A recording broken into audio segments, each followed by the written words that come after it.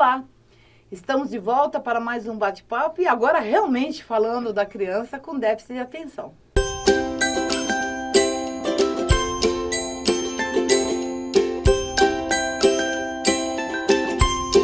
Retornamos aqui ao nosso bate-papo, hoje conversando realmente com a criança com déficit de atenção. Bate-papo passado, nós fizemos uma explicação do porquê eu defendo que a criança com necessidades especiais ela deve ser abordada na escola por professores que sejam especializados nesse assunto. E também ter uma sala especial para isso. Seria a inclusão da criança, né, com uma sala especial dentro da escola normal.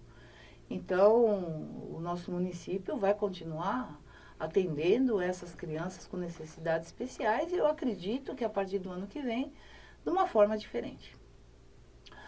Voltando aí à criança com déficit de atenção, que é uma das maiores procuras no meu consultório, né? A criança, ela quando começa a ser alfabetizada, de vez em quando vai passando por cima, mas aí quando chega lá para o segundo ano, quando muito no terceiro, os professores pedem para os pais procurarem um neurologista, né, dizendo que essa criança provavelmente ela tem um déficit de atenção. Então eu falei no bate-papo passado que essa patologia tem um nome amplo, né? Ela tem o nome de transtorno do déficit de atenção e hiperatividade. Toda criança que tem déficit de atenção é hiperativo? Não. Toda criança que é hiperativa tem déficit de atenção? Não. Então, essa patologia, ela é dividida, né? Nós temos aquelas crianças que são hiperativas e impulsivas e que não têm déficit de atenção. Elas aprendem muito rapidamente, mas elas não ficam 2 minutos quietas, né? E são impulsivas quando ouvem um não, que é diferente de uma outra patologia que recebe o nome de TOD, que é o transtorno opositor e desafiador. Então, essa nós vamos falar lá pra frente. Agora, a gente está falando da criança que ela pode ser hiperativa e impulsiva, mas não ter o déficit de atenção. E eu tenho a criança que tem o déficit de atenção, mas ela não é hiperativa e nem impulsiva. Aliás, ela às vezes é muito quietinha, ela fica meia omissa no cantinho da sala, não perturba ninguém, ela passa assim no anonimato, né? A professora só percebe que ela não está acompanhando, porque a professora é insistente e vai vendo o que ela faz, e muitas vezes ela não consegue completar a matéria que é dada, não consegue copiar tudo da lousa, e é onde vai chamando a atenção do professor. E eu tenho aquela criança que tem a síndrome total, né? Ela tanto tem o déficit de atenção, como ela é hiperativa e ela é impulsiva. Então, nós vamos começar do básico e que muitas vezes é o mais difícil de ser feito o diagnóstico, né? Porque aquela criança que é hiperativa e impulsiva, ela facilmente é percebida no meio ambiente. Mas aquela que é quietinha, e educadinha, tá certo? Ela não dá trabalho nenhum em termos de comportamento, ela é mais difícil de você fazer o diagnóstico, porque ela não é tão percebida pelo meio ambiente. É muito, eu diria que assim, 100% os professores que estão muito ligados a essa criança, que vem quase que diariamente, que conseguem perceber.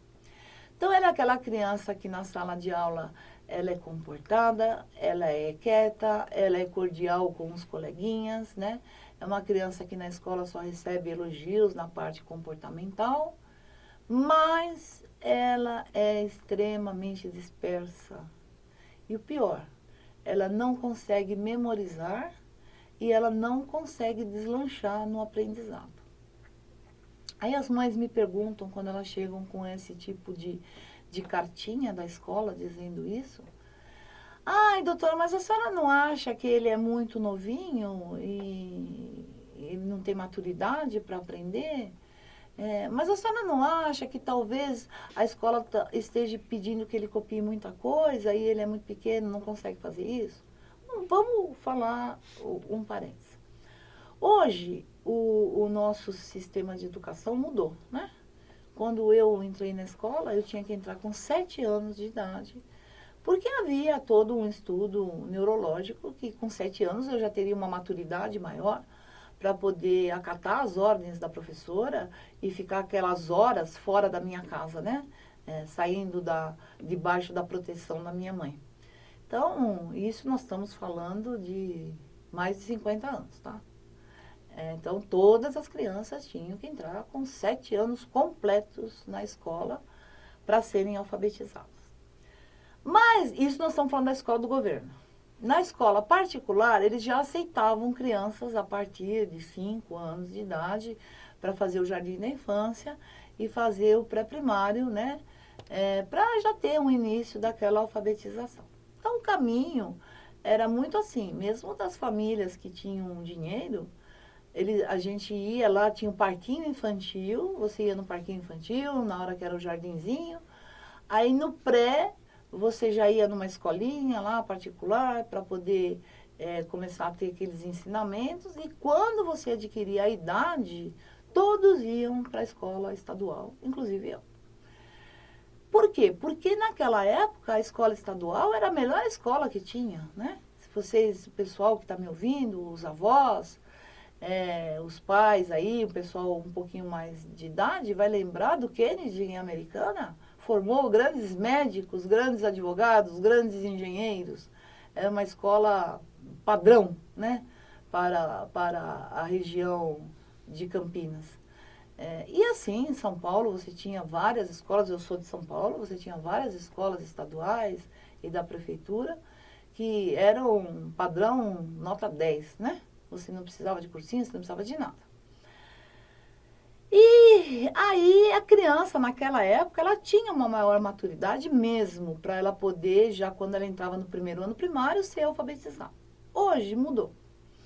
Hoje nós aumentamos o número, isso está em ensino fundamental, e ensino médio. O fundamental já tem 9 anos, mas aquele primeiro ano, ele equivale mais ou menos à pré-alfabetização, que era o pré-primário, né?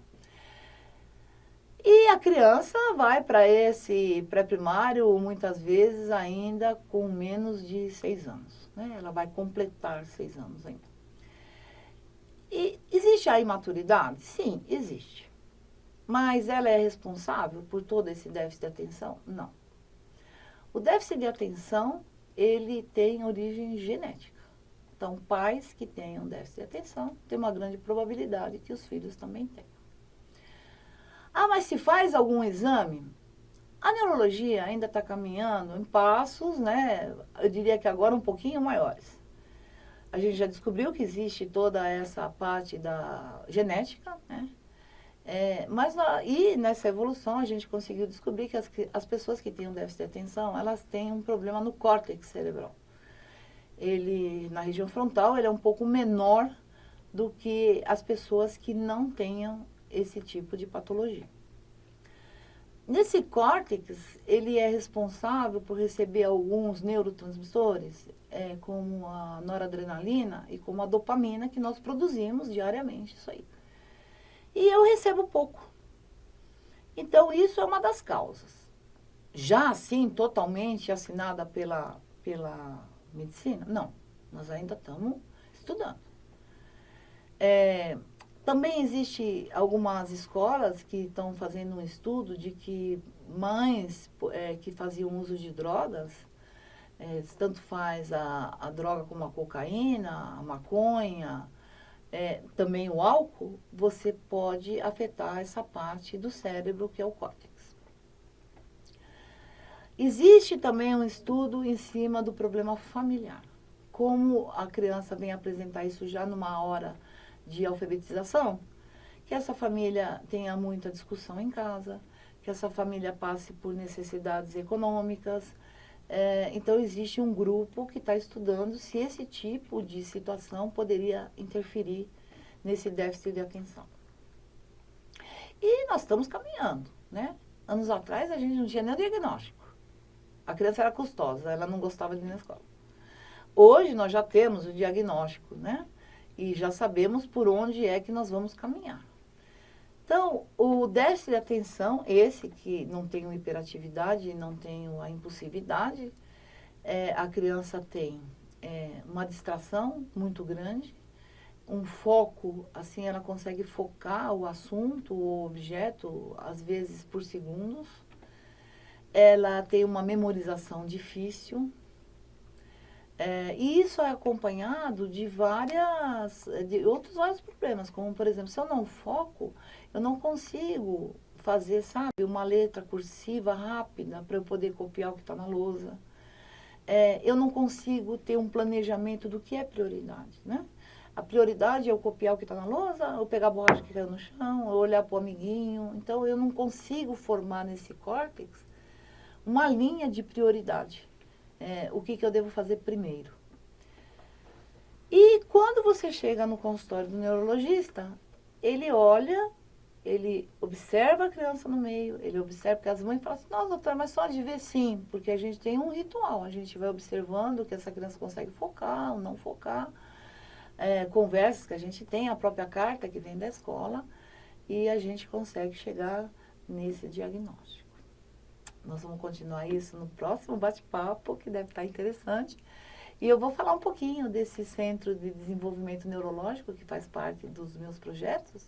Então, na escola, a gente teria professores especializados para o déficit de atenção, mas no Centro de Desenvolvimento Neurológico, a gente teria as terapias. Porque a criança com déficit de atenção, ela precisa de um fonoaudiólogo, ela pode até falar bem, mas ela precisa de um fono que vai abordar uma outra linha de tratamento.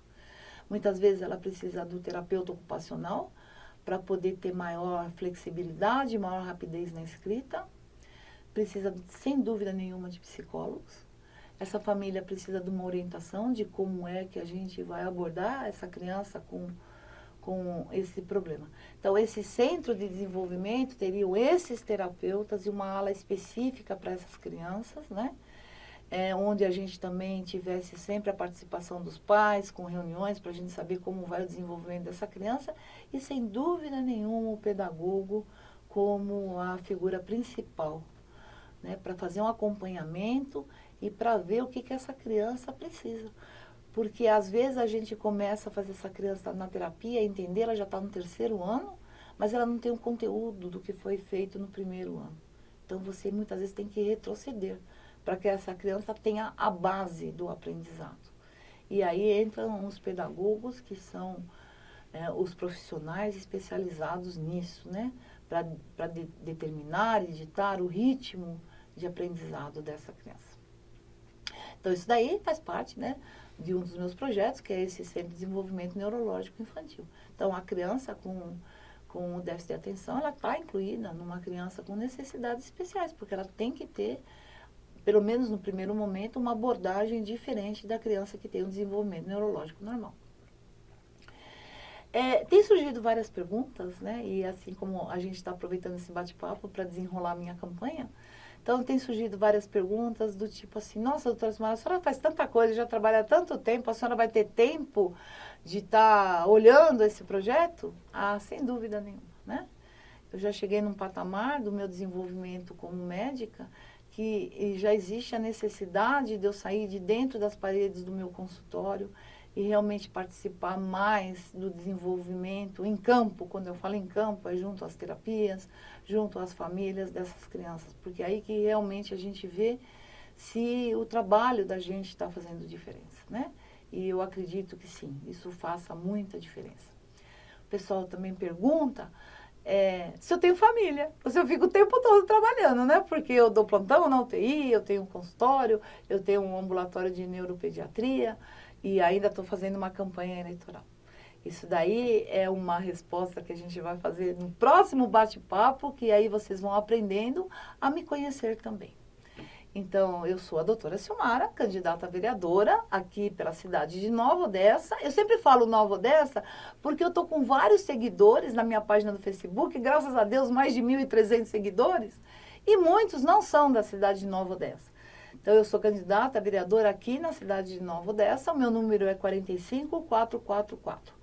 Por favor, nos acompanhe para você nos seguir, você nos acompanhar, você deixar o seu comentário de toda essa descrição de projetos que eu estou fazendo para você, é muito importante. No Facebook eu estou como doutora Silmar, arroba doutora Silmar Oficial, assim como no Instagram. Deixe seu like, seu dislike, mesmo dislike, a gente também gosta deles. Serve para a gente estar melhorando. E no YouTube eu estou como Silmara Castelar Rodrigues. Deixo aí também o número de um celular que você pode mandar as suas mensagens, as suas dúvidas. O pessoal vai passando para mim e a gente vai respondendo, tá certo?